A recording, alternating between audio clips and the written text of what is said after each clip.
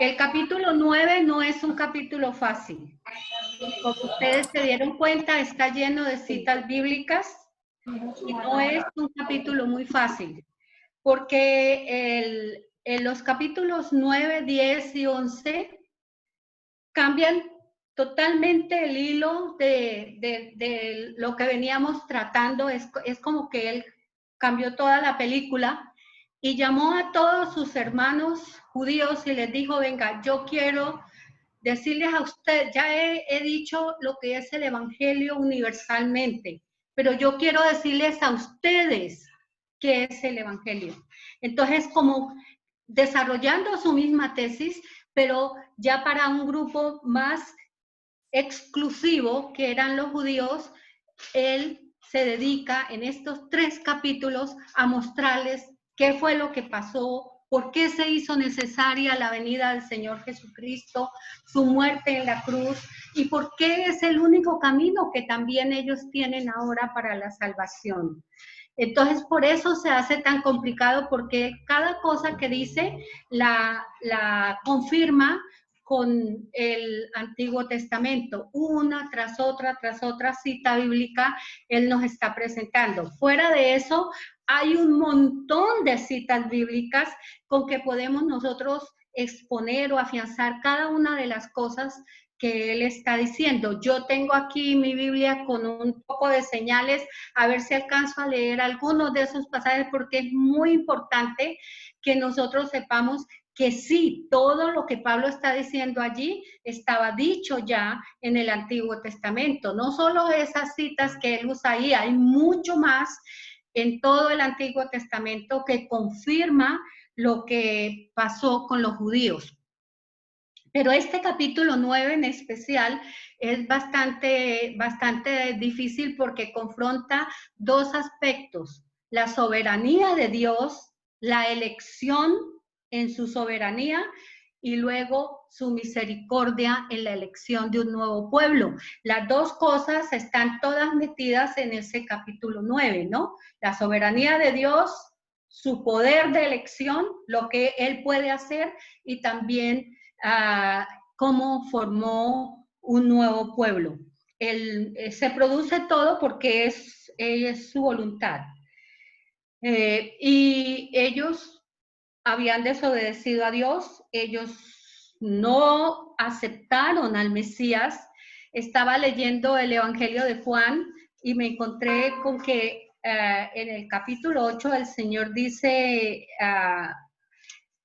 Jesús dice a los judíos que habían creído en él: si vosotros permanecéis en mí, en mi palabra, seréis verdaderamente mis discípulos. ¿Qué pasó con mi? A ver. Seréis verdaderamente mis discípulos y conoceréis la verdad, y la verdad os hará libres. Y ellos dijeron, ¿libres de qué? Nunca hemos sido esclavos. Habían venido de más de 400 años de esclavitud y nunca habían sido esclavos. Linaje de Abraham somos, nunca hemos sido esclavos. Y les dijo, vosotros sois de vuestro padre el diablo, y los deseos de vuestro padre queréis hacer. Esa fue la expresión que usó el Señor Jesús. Entonces, es realmente la situación de ellos era de completa rebeldía a recibir las buenas nuevas, aunque tenían en la escritura del Antiguo Testamento toda la revelación de Dios para entender el programa divino. Sin embargo, ellos se resistieron a ese programa divino. Entonces, los judíos eran los privilegiados del mundo. Ya hemos visto en el capítulo 3 cómo Dios les había confiado los oráculos, el privilegio de enseñar de Él, el privilegio de darlo a conocer, pero ellos realmente hicieron caso omiso a todo eso que Dios les había dado. En Isaías 6, él les había dicho, les había dado la promesa de la venida del Mesías. En Isaías 7 le dice: una virgen concebirá y dará a luz un hijo. En Isaías 9, 6 y 7, porque un niño nos es nacido, hijo nos es dado, el principado sobre su hombro, lo dilatado de su imperio no tendrá límite. Llamará su nombre admirable, consejero, Dios fuerte, Padre eterno, príncipe de paz. Y nace el Mesías y lo rechazan. Ellos habían rechazado realmente la gran oportunidad de ser esclavos de la ley para ser esclavos de la justicia de Dios y para seguir ministrando al mundo la justicia divina. Entonces, vamos a entrar al capítulo 9. Podemos seguir. En el capítulo 9 habla de la soberanía de Dios, ya les había anunciado. Hay varias cosas allí: la soberanía juntamente con la misericordia de Dios y la capacidad de Dios para decidir el curso de la humanidad. Romanos 9, Romanos 10 y Romanos 11 comienzan todos con unas expresiones muy personales del apóstol Pablo con sus hermanos los judíos. Todas las veces él está hablando como de su corazón a ellos. Y en los tres capítulos comienzan con una expresión de cercanía a su pueblo. Él nunca negó su pueblo. Aflora su dolor por ese pueblo. Vale la pena leerlo, ¿no es cierto? Que dice: tengo gran tristeza y continuo dolor en mi corazón, porque deseara yo mismo ser anatema, separado por amor a mis hermanos, los que son mis parientes según la carne. Entonces la pertenencia a una familia no anula, y la pertenencia a la familia de Dios no anula nuestros vínculos familiares ni la raza de la cual procedemos, ¿no es cierto? Eso es lo que Pablo dice. Yo soy, por allí en una de las historias, yo soy judío, en Gálatas creo, y dice que él era de la corriente de los fariseos. En cuanto a la ley, él era fariseo. Y en cuanto al celo, él era perseguidor de la iglesia. Entonces, por eso su corazón le duele tanto saber cómo estaban sus hermanos y saber que estaban perdiendo la oportunidad de teniendo la salvación ahí al alcance de la mano, de dejarla escapar. Entonces es por eso que él comienza como con tristeza, con dolor, y dice que él prefería ser anatema. Y vino a mi memoria también lo que dijo Moisés cuando Dios le pide perdón a Dios por el pueblo y le dice: Señor, si tú no vas a perdonarles, ráeme ahora de tu libro, porque él no quería seguir si Dios no perdonaba a su pueblo. Aquí Pablo dice: yo prefiero ser anatema. ¿Qué era ser anatema? Anatema era ser declarado inmundo o declarado un asunto para ser destruido o digno de maldición. Acababa de decir: nadie nos puede separar del amor de Cristo, nada, ni esto ni aquello, y ponía los más grandes extremos. Pero ahora dice que desearía ser anatema, alguien que estaba destinado a ser destruido como castigo. Parece duro, ¿no?, lo que está diciendo Pablo allí, pero era el deseo de su corazón que su pueblo. Ahora recuerden que él está hablándole a los judíos, porque los que estuvieron desde el principio recuerdan que la iglesia de Roma, la iglesia a los romanos que él les está escribiendo esta carta, empezó con un movimiento de judíos que habían conocido a Jesús en Jerusalén, fueron a Roma y comenzaron la iglesia. Y por mucho tiempo los judíos eran mayor número en la iglesia de Roma y eran los que mandaban, los que dirigían la iglesia. Total de que los griegos crecieron y los romanos de la iglesia de Roma crecieron en la fe bajo las enseñanzas de los hermanos judíos. Por eso Pablo aclara todo lo de la justificación por fe al principio a los hermanos de la iglesia de Roma, pero ahora eran menos judíos, entonces a ellos les dedica todo ese tiempo para explicarles cómo es que se desarrolla todo ese camino de redención. Pero ahora también había un buen grupo de judíos en la iglesia, porque ellos salían y volvían a entrar. Había un buen grupo de judíos en la iglesia, lo podemos detectar en el capítulo 16 cuando leemos todas las salutaciones que él manda. Entonces a ellos, él les quiere explicar también qué es lo que está pasando. Y dice, mira hermano, yo tengo mucho dolor porque la mayoría de mis hermanos no han conocido esto. Y él les quiere explicar claramente cómo es que esto sucedió, por qué tuvo que venir Cristo y morir en la cruz del Calvario. Porque ellos no dieron la talla, simplemente. Y todo el desarrollo del capítulo está en eso. Ellos no lo hicieron como Dios lo había planeado. Ellos no lo hicieron como Dios lo había planteado. Ahora, la primera cosa que nos dice es que ¿quiénes son ellos? ¿Quiénes son israelitas? De los cuales es la adopción. ¿Quiénes son los israelitas entonces? Los israelitas tienen su comienzo, habíamos expuesto esto en el capítulo 4 con Abraham, ¿no es cierto? Cuando Dios llama a Abraham de Ur de los Caldeos y le da la promesa que de él saldrá un pueblo, y un pueblo grande que va a bendecir a todas las familias de la tierra. Y yo estaba mirando que en una de las promesas que Dios dio a Abraham, y yo quiero leerla porque es bien interesante. Voy a leerles la promesa a Abraham y luego lo que él le dijo a Isaías. Abraham, 2000 años más o menos antes de Cristo, y Isaías unos 730 años antes de Cristo.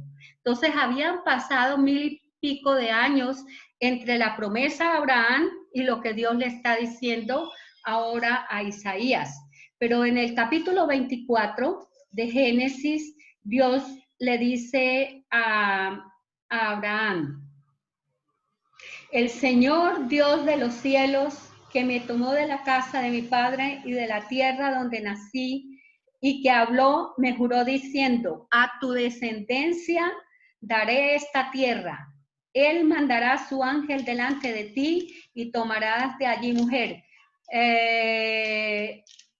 Y estoy cambiando los versículos. Están en el capítulo 22, dice, de cierto, es la promesa de Dios, de cierto te bendeciré grandemente y multiplicaré en gran manera tu descendencia como las estrellas del cielo y como la arena en la orilla del mar, y tu descendencia poseerá la puerta de sus enemigos, y en tus simientes serán bendecidas, escuchen esto, todas las naciones de la tierra, porque tú has obedecido mi voz. Ese fue lo que Dios le dijo a Abraham, y esa fue la promesa para ese pueblo que salía de ellos. Era el pueblo bendecido por Dios, que Dios sacó de los lomos de Abraham.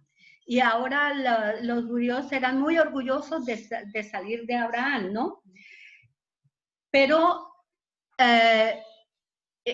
un poquito más de 1000 años después, cuando el profeta Isaías estaba profetizando, en el capítulo 10, verso 22, me dolió mucho leerlo, pero es lo que sucedió. Pues aunque tu pueblo, oh Israel, sea como la arena del mar, solo un remanente de él volverá. La destrucción está decidida, rebosando justicia. Y es doloroso leer eso. Todo lo tenían. toda la bendición, toda la promesa y Dios no cambia. Israel cambió todas las cosas.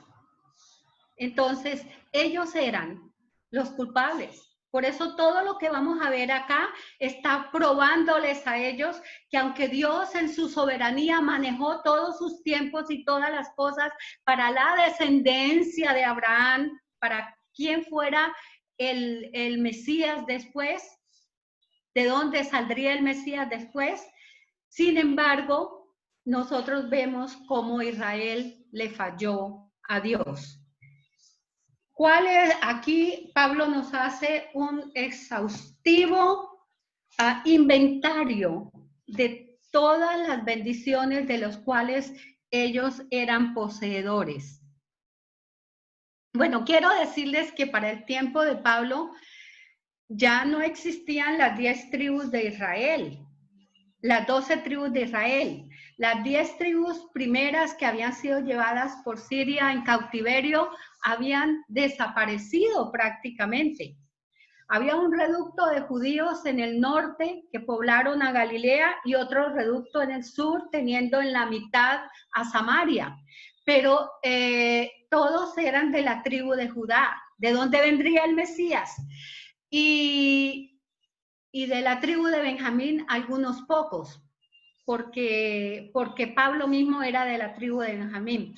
Pero realmente Israel no existía como Israel, ya era solo Judá. Por eso de ahí para acá siempre se les llama judíos.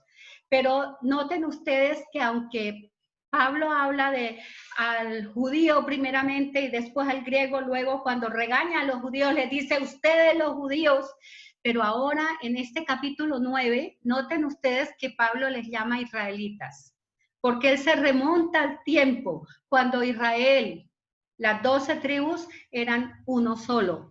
Dice, son israelitas de los cuales son. Ahora, aquí viene el inventario. Tenemos la adopción en primer lugar. Eran hijos. Tenemos la adopción, el pacto, la ley, el culto, las promesas, los patriarcas y Cristo. Todo eso es un inventario de bendiciones que estaba a favor de Israel. Pasemos la diapositiva. Vamos a mirar una por una esos elementos de gloria con que Dios bendice a Israel. En primer lugar tenemos la adopción. Éxodo 4:22 dice, dirás a Faraón, Jehová ha dicho, Israel es mi hijo, mi primogénito. O sea, el hijo humano era Israel. Y de ahí formó Dios un pueblo para que le glorificara y le diera a conocer a todas las naciones. Ellos tenían la adopción. Nosotros acabamos de ver en el capítulo 8 que nosotros, los gentiles, somos adoptados, hijos de Dios por adopción, que nadie ni nada nos puede quitar ese derecho de ser hijo de Dios. A ellos nadie les quitaba la adopción tampoco. Sin embargo, ellos mismos la rechazaron. Por eso yo siempre digo, si uno no quiere a Dios y no lo quiere, aunque a un día haya profesado creerle, si el día que no lo quiera es uno el que busca su propia destrucción, no es que el Señor lo quiera. También tenían la adopción, pero también tenían la gloria. No alcanzo a mirar todo el versículo para leerlo. Esto será el holocausto continuo para todas las generaciones. Ahora, yo les voy a recortar lo que pasaba allí. Cuando Israel construyó el tabernáculo, una de las señales que Dios les dio que estaba con ellos es la gloria Shekinah que estaba sobre el tabernáculo y ella estaba siempre allí para mostrar al pueblo su Dios está con ustedes. Luego el tabernáculo sufrió muchos accidentes en los viajes y todo y en la conquista, Pero cuando Salomón construyó el templo de Salomón, y el día de la gran inauguración dice que la gloria de Dios llenó ese templo. Donde vuelvo a percibir la gloria de Dios llenando el templo es en esa ocasión cuando Isaías entra al templo y él estaba orando y él vio al trono de Dios, que sus faldas llenaban el templo. Encima de él había serafines. Él vio la gloria de Dios. Y dice que un ángel tomó un carbón encendido del altar y tocó sus labios y le dijo, esto tocó tu labio, es quitada tu culpa y limpio tu pecado.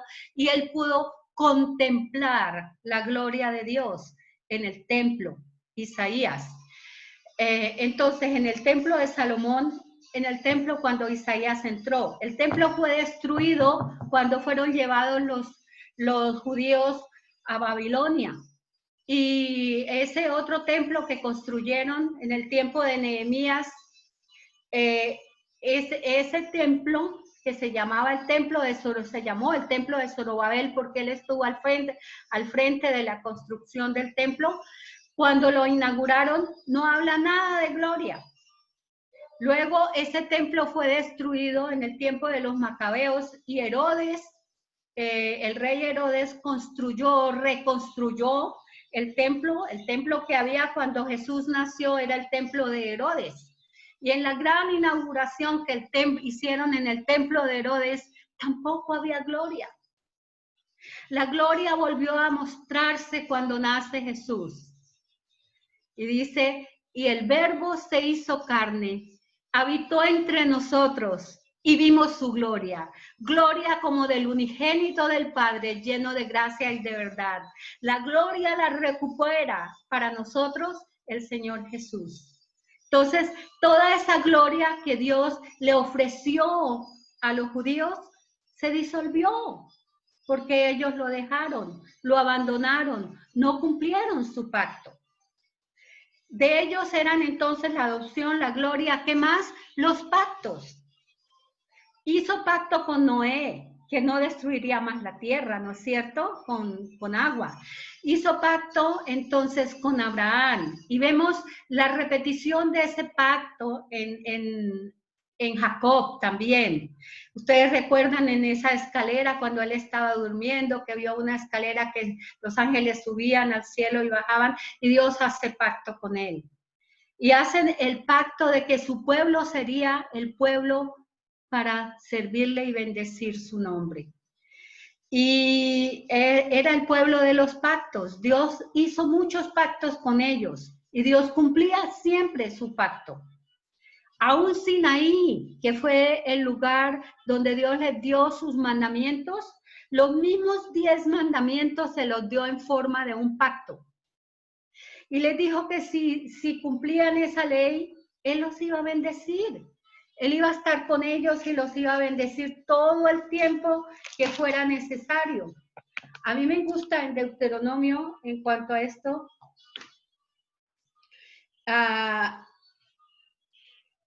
que el Deuteronomio dice que si ellos cumplen los pactos, Él va a bendecirlos todo el tiempo. Y en Deuteronomio era cuando ya iban a entrar a poseer la tierra prometida.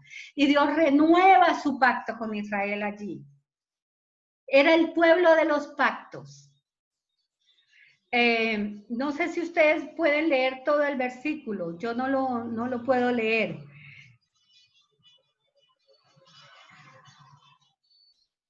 Dice que él cumple sus pactos. ¿Te lo leo?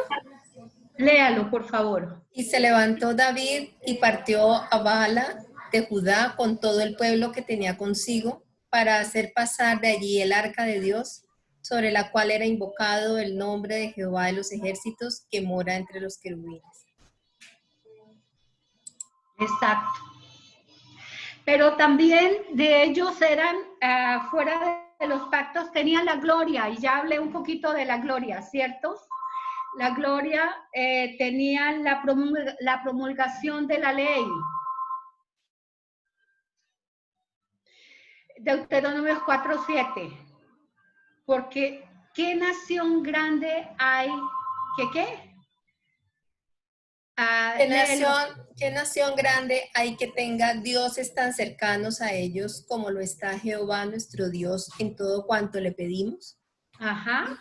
Entonces Dios les dio la ley no para destruirlos, les dio la ley para guiarlos. Lo primero que ellos tenían que hacer era creer en Él, confiar en Él y obedecerle. Pero ellos se convirtieron en esclavos de hacer y hacer y hacer y hacer cosas. A ellos les dio el culto, el privilegio de adorar. Y ese privilegio grande que tenemos los hijos de Dios lo tenían ellos. Inclusive todo Levítico está lleno de todos los elementos de culto. Ellos podían ofrecer de lo que cogían de la tierra, ellos podían ofrecer de sus ganados, ellos podían tener culto de acción de gracias, ellos tenían el privilegio de adorar a Dios. Todo el libro de Levíticos nos habla del culto a Dios. Y a nosotros nos dio también el privilegio de adorar a Dios. Por eso digo que todo lo que fue universal, que ya lo dijo hasta el capítulo 8, está aquí mostrando en el capítulo 9 que tuvieron también los judíos. También la institución sacerdotal, el escoger una tribu completa dedicada al culto a Dios, como eran los levitas. Eso era magnífico. De 11 tribus había una de las tribus dedicada totalmente para el culto a Dios. Era un gran privilegio. También ellos tenían todas las promesas. Toda la Biblia está llena de promesas y promesas y promesas que Dios hace. Por ejemplo, si se humillare mi pueblo sobre los cuales mi nombre es invocado y oraren, yo abriré las ventanas de los cielos y derramaré sobre ellos bendición hasta que sobreabunde. Él dice, si ellos se arrepienten, yo los perdono y los sigo bendiciendo. Pero ellos siempre se pasaron eso por la faja. Nunca estaban dispuestos a hacer lo que Dios les pedía. En Isaías 1 dice, yo no quiero más holocaustos, yo no quiero sacrificios. Yo quiero que se arrepientan. Si sus pecados fueren como la grana, como la nieve, serán emblanquecidos. Si fueren rojos como el carmesí, vendrán a ser como blanca lana. Venid, vengan mi pueblo y arrepiéntase. Eso era lo que Dios pedía de su pueblo. De ellos también eran los patriarcas, los padres. Abraham, Isaac, Jacob, David, las 10 tribus. Estaban allí los patriarcas. Pero de ellos también vino Cristo. De ellos también vino Cristo, de la tribu de Judá. El nombre Judá significa alabanza. Y la tribu de Judá, otra vez aquí por la libre elección de Dios, fue la tribu de la cual nació David, a quien le prometió que su reinado sería eterno. Y en varias partes dice que de él nacería alguien que sería para roca de tropiezo, pero está hablando de Cristo. Y Cristo llegó primero a los judíos. Por eso Pablo cuando nos da la tesis de la epístola a los romanos, dice al judío primeramente y también al griego. Siempre está diciendo primeramente a su pueblo. Y él trata de explicarles esto aquí. De él es todo. Por eso, teniendo todo esto, Pablo termina con una doxología, ¿no es cierto?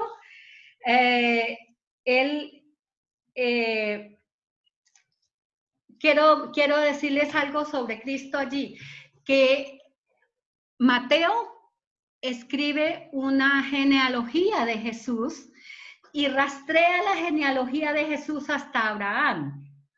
Pero Lucas rastrea la genealogía de Jesús hasta Adán. Hasta Abraham para honrar así al pueblo judío, pero hasta Adán, porque Lucas era gentil, para honrar así a toda la raza humana. Entonces, todo esto eran las bendiciones que ellos tenían. Hasta Cristo es una bendición para ella. Lo suyo vino, y los suyos no le recibieron.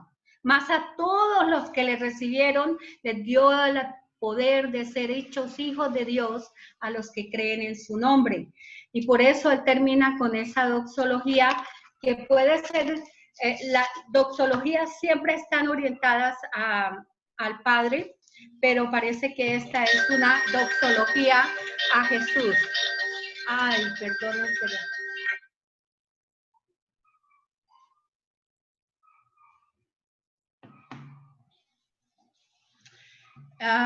ahora vamos a mirar los versos 6 al 13. Ya yo lo apagué, era de Virgin. Yo busqué de quién era, mi amor, y lo respondí. Los hijos de la promesa, vamos a mirar. Romanos 9, 6 a 13. ¿Qué pasó? Ellos fallaron, ¿no es cierto? Y Dios eligió. Siempre elige de acuerdo a su voluntad. Ni por ser descendientes de Abraham son todos hijos, sino en Isaac te será llamada descendencia. Esto es, no los que son hijos según, está sonando el tuyo. Está sonando el tuyo. Según la carne son los hijos de Dios, sino los que son hijos según la promesa son contados como descendientes, porque la palabra de la promesa es esta: por este tiempo vendré y Sara tendrá un hijo. Nosotros conocimos la historia de Abraham en el capítulo 4, sabemos que ellos trataron de ayudarle a Dios cuando Sara le dijo a Abraham, le ofreció a Abraham su sierva para que tuvieran su hijo, porque el hijo iba a ser de ellos dos. No resultó así, porque Dios tenía sus planes. Es que los planes de Dios